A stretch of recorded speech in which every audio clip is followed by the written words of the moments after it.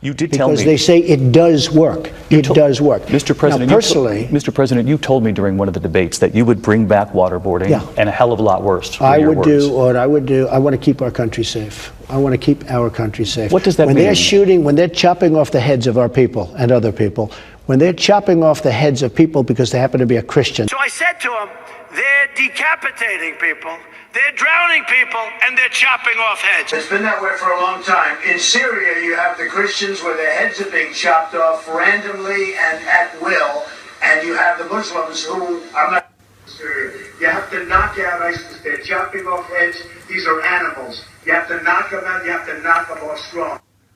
They're chopping off people's heads in the Middle East, especially if you happen to be Christian. They're chopping off heads, and she's the other side. They chop off our young people's heads. I said, we are living in a world where in the Middle East they're cutting people's heads off. They're chopping a Christian's head off, and many of them. We talk about, I don't want ISIS. ISIS is bad, they're evil. When they start doing with the head chopping and drowning thing where they could chop off heads. We will chop off the heads of the Americans, chop off the heads of the French, chop off the heads of whoever you may bring. So we can't do waterboarding, but they can do chopping off heads, drowning people in steel cages. They can do whatever they want to do. The president was one of those Americans who went to church, but he spent a lot of the time this weekend meeting with advisors at the presidential retreat Camp David. When he returned to the White House, he spoke to the media. This crusade, this war on terrorism, is going to take a while.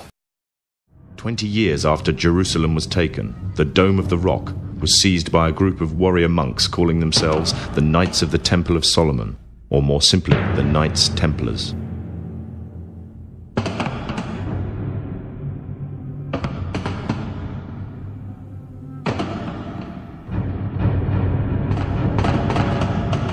In Jerusalem, the Templars began to deviate further and further away from the practices of Christianity.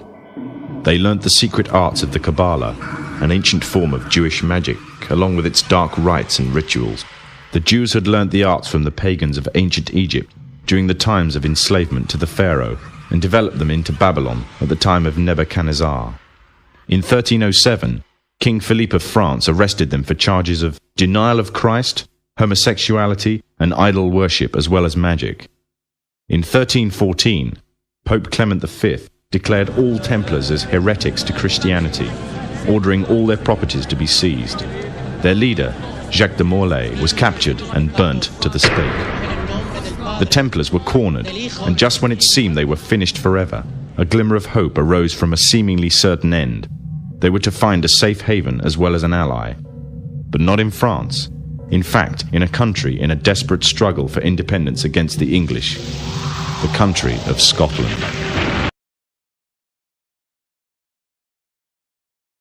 The Ayrshire Coast today, and a parallel universe from Edinburgh's stark new realities.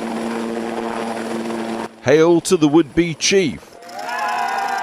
Here to reopen Turnberry, his revamped golf resort. Donald Trump, the ultimate beneficiary of the protest vote. Basically, they took back their country. That's a great thing. Mr. Trump, a lovely wave to the crowd and us would be great. Thank you very much. Thank you very much. Donald Trump has said this project is close to his heart because he doesn't have to reach far back to find his Scottish heritage. His mother was a MacLeod, a proud Scottish clan. In fact, this is their tartan. In 1717, the Templars made their reappearance in Europe. They had grown in both number and strength, and were now ready to coin a new identity, free from their reputation of the past, and given credibility by none other than the monarchy and aristocracy of England. And the name they chose for themselves was a name that will be known by many, but understood by a few. This new name, the Freemasons. The new identity and the grandeur of its members afforded the Masons with respect and dignity. All right, that was a clip of Donald Trump from earlier tonight, and right after the debate was over, I spoke with the Republican frontrunner. Take a look.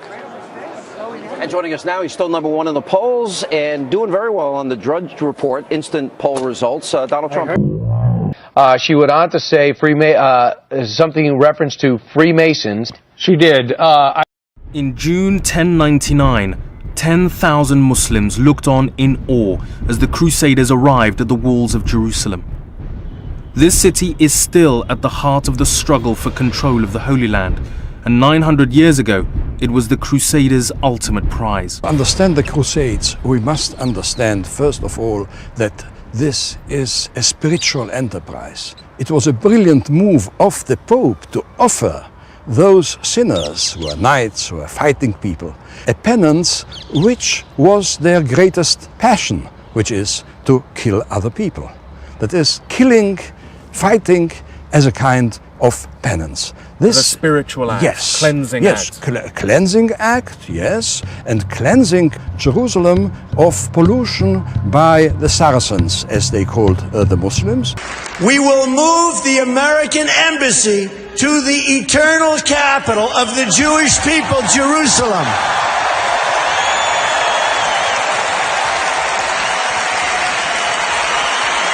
If the president follows through on his pledge to move the U.S. Embassy in Israel from Tel Aviv to Jerusalem. That would essentially be U.S. recognition of Jerusalem as Israel's capital.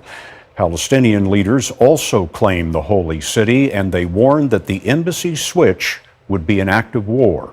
He is the leading 2016 Republican presidential contender. Donald Trump, again, joins us. And I've got so many questions. But first off, Donald, thank you for joining us. Thank you, Alex. Great to be with you. I've got so many questions, but you are vindicated. This has got to be the 50th time the last 6 months on the radical Muslims celebrating, not just in New Jersey, but New York, Palestine, all over. And the people were saying, many of the people from New Jersey, 4 or 5 people said, Mr. Trump, I saw it myself. I was there. They talked about Patterson, but they said, I saw it myself, Mr. Trump. I was there. And all of a sudden, down there, I see this van parked. And I see 3 guys on top of the van. And I could see that they were like happy. You know, they didn't look shocked to me.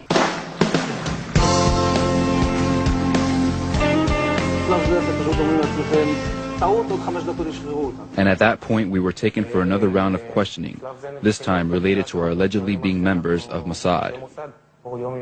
The fact of the matter is, we are coming from a country that experiences terror daily. Our purpose was to document the event. Our purpose was to document the event. Building's going to collapse. Nothing information. Building's going to collapse. Nothing information. So many people have called in and on Twitter, @RealDonaldTrump. They were celebrating, and they were celebrating the fall of the World Trade Center. I think that's disgraceful. It is. She owns ABC. She really does. I mean, George Stephanopoulos interviewed me the other day. It was terrible. It was one of the great interviews. Did anybody see that interview? But, you know, hey, Jews were arrested on 9/11, Trump. Hey, Trump, Jews. Hey, listen to me, Trump. Jews were arrested on 9/11 in New Jersey, not Muslims. Jews, 5 Jews, you got it? 5 Jews, Charles. Hey, let go of me, dude. Hey, 5 Jews, Donald. Gassing Israeli. Israel did 9/11. Okay. Hey, Israel did 9/11, all right? Okay, sit down. And that same week you were reporting on that fact, we had 2 different international football games, soccer games, with the Turkish fans and others during the moment of silence for the dead people in Paris, chanting Allah Akbar and booing. So did that not happen too? How did you and Charlie meet? Charlie and I met through a mutual friend, Alex Jones. Charlie and I met through a mutual friend, Alex Jones. Charlie and I met through a mutual friend, Alex Jones. They picked a fight with a warlock. You're dealing with a Vatican assassin. Sorry. They picked a fight with a warlock. You're dealing with a Vatican assassin. Sorry. Charlie and I met through a mutual friend, Alex Jones. And how long were you together? Charlie and I dated, we weren't official the first few months, but I would say altogether about 7-8 months. And how many times roughly did you and Charlie engage in intercourse? You have enough time? You're dealing with a Vatican assassin. Sorry.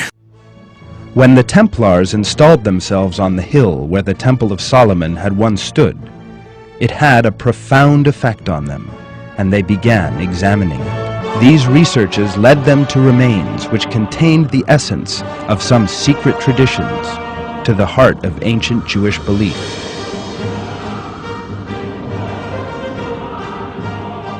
they encountered a teaching which constituted the pagan aspect of ancient Jewish belief. The Kabbalah.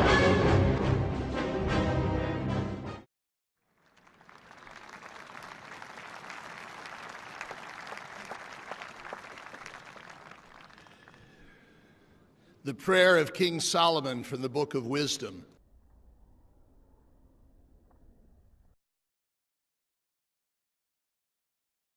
New York's Catholic Archbishop is among 22 men elevated to cardinal by Pope Benedict Saturday.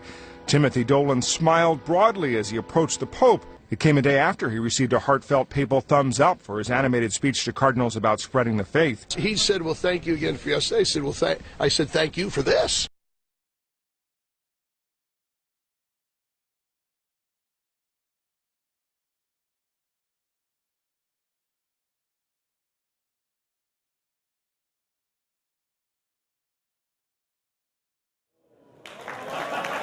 With this symbolic military salute, the former Superior General of the Jesuits, Adolfo Nicolas, handed the baton to the next leader of the Society of Jesus, the Venezuelan Arturo Sosa. It has long been a tradition for a newly elected Superior General to meet with the Pope. It's an opportunity for His Holiness to speak with the Superior of the Society of Jesus to offer wisdom and counsel, and for the Jesuit General to ensure that his leadership is in line with that of the Pontiff. This morning, Pope Francis graced General Congregation 36 with his presence. From a non-discrepant vehicle and with no entourage, Pope Francis emerged at the Jesuit Curia to speak first with Father General, then to the delegates and staff of GC36. This wasn't a social call. This was the congregation with newly elected Father General Arturo Sosa presenting themselves before the Bishop of Rome and asking him to guide their discernment towards his vision of the Church. We are the Society of Jesus. We are your servants. We are ready to set the world on fire. Send us. We are the Society of Jesus. We are your servants. We are ready to set the world on fire. Send us.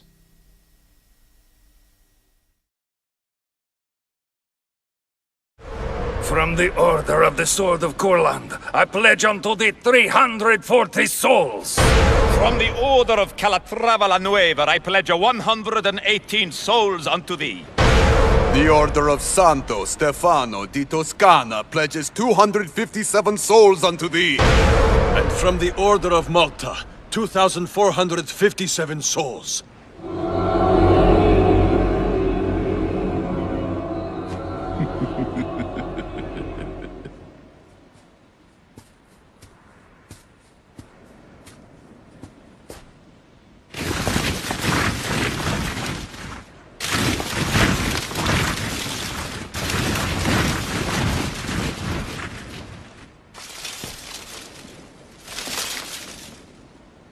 The Holy Father has ordered us here.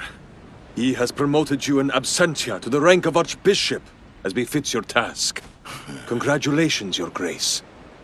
We, the faithful here assembled, form the Knights of the Ninth Crusade. We are yours to command, Archbishop Maxwell. Employ us as you will.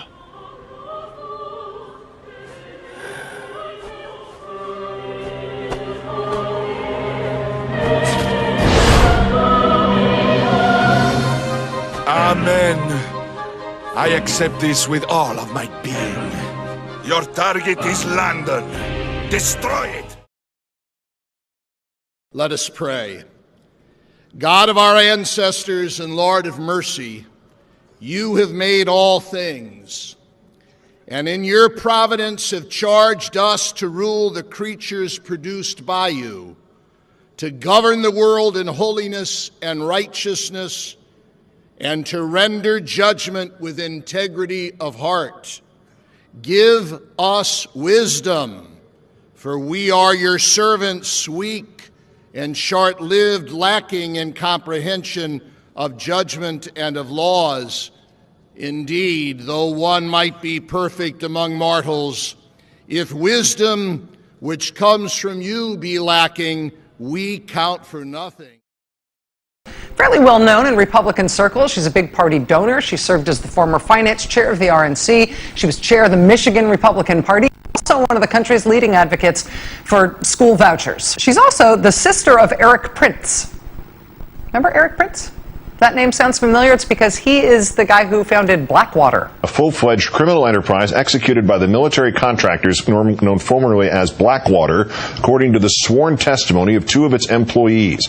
The Nation's Jeremy Scahill, who broke the story, joins us in a moment. The details come straight from two sworn affidavits filed late last night by persons whose identities have been sealed to protect their identity, men who have previously cooperated with federal prosecutors in the criminal inquiry into Blackwater. From John Doe No. 2, a former member of Blackwater's management team, quoting the affidavit, it appears that Mr. Erik Prince, Blackwater's founder, and his employees murdered or had murdered one or more persons who have provided information or who were planning to provide information to the federal authorities about the ongoing criminal conduct. On several occasions after my departure from Mr. Prince's employ, Mr. Prince's management has personally threatened me with death and violence. John Doe No. 2 also stating that Mr. Prince, pictured here, smuggled unlawful weapons into Iraq, including sawed-off semi-automatic machine guns with silencers and illegal hand grenades.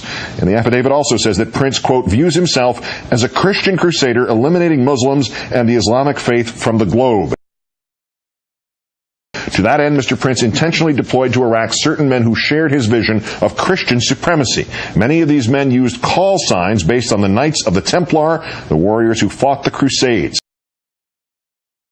Mr. Prince operated his companies in a manner that encouraged and rewarded the destruction of Iraqi life. Going to Iraq to shoot and kill Iraqis was viewed as a sport or game. Strikingly similar allegations made in the affidavit of John Doe No. 1, a former U.S. Marine who worked for Blackwater in Iraq. He alleges that incidents of unjustified deadly force were initially videotaped and watched in a session called a hot wash. Blackwater, now known as Z Services, spelled X-E, maintains that Mr. Prince and the company are innocent of any wrongdoing and performed their duties on behalf of their employer, the State Department. Well, now, Prince has his own ideas on solving that.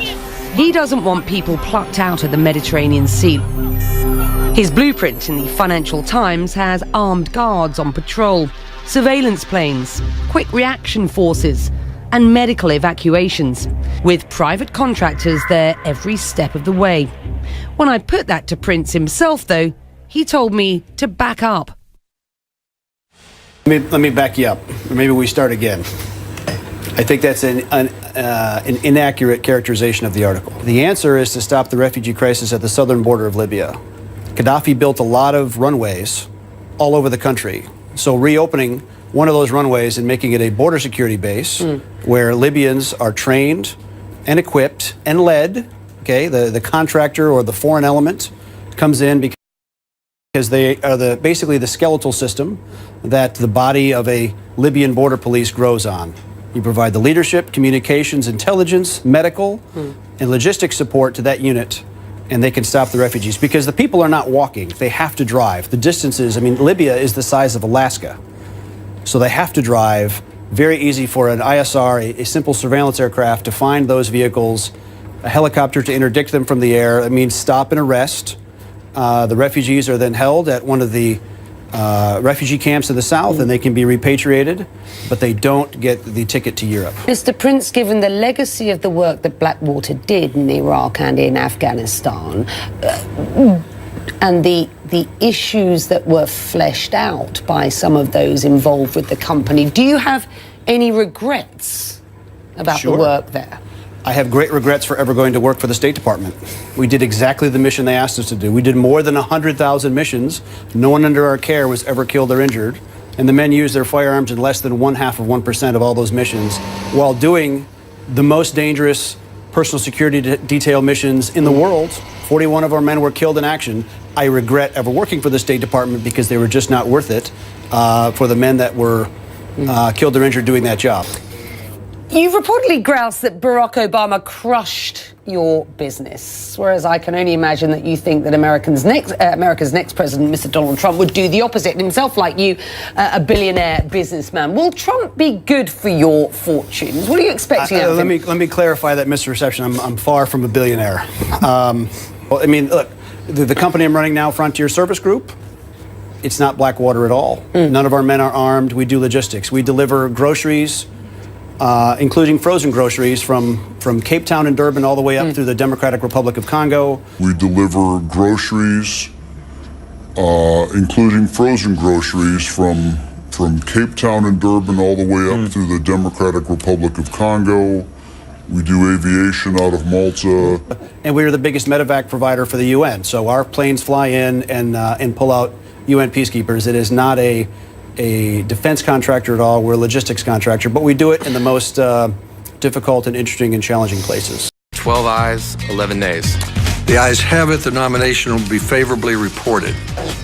Breaking right now at noon, a Senate committee just voting to recommend Betsy DeVos as Secretary of Education. Good afternoon, everyone. Thank you for joining us. I'm Susan Shaw. I'm Emily Leonard. This vote just happened within the past 15 minutes in Washington. We are joined right now by our political reporter, Rick Albin, for a look at what happened today and what happens next. This has been a very tumultuous 11 days of the Trump administration, and this hearing today didn't really provide any surprises. As expected, it was a party line vote, and more criticism from Democrats and challenges to that criticism from Republicans. The members of these orders lived a monastic life on the one hand, and were trained to wage war against Muslims on the other. And is it a Muslim ban? Totally. It's not a Muslim ban, but we were totally prepared. It's working out very nicely. You see it at the airports, you see it all over. It's working out very nicely. This is the plan to defeat the Islamic State of Iraq and Syria. In other words, ISIS. I think it's going to be very successful.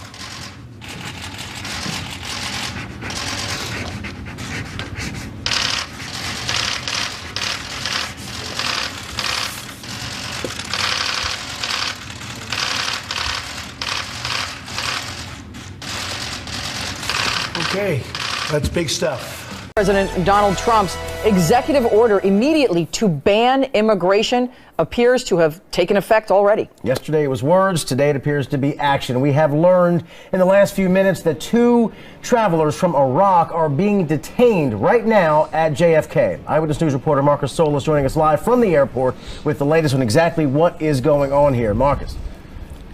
Well, Rob, lawyers have been busy trying to get these 2 Iraqi refugees admitted into the country, one with a special immigration visa that was assigned the day President Trump took the oath of office. But nevertheless, these 2 men arrived on separate flights last night and have been here at Terminal 4 at the International Arrivals Terminal since being stopped by customs agents. Politicians getting involved today in the protests. Brian Yanis has been following this developing story for us all day long, live from JFK International Airport in Queens. So, Brian, what's happening out there now? I see the crowds are still pretty thick.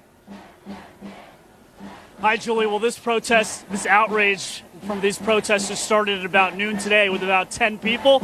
Look behind me now. We are outside Terminal 4 at JFK. There are hundreds and hundreds of people who are here demanding the release of at least 11 people who are being held inside of Terminal 4 here at JFK. These people are people who had visas and paperwork to come into the United States. They boarded their flights, and then when they arrived here, they were detained because of President Trump's executive order banning travel from those 7 Muslim majority countries. I said, we are living in a world where in the Middle East they're cutting people's heads off.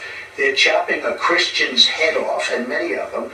We talk about, I don't want ISIS. ISIS is bad, they're evil. When they start doing with the head chopping and drowning thing where they could chop off heads. When I was a young man, I studied medieval times. That's what they did. They chopped off heads.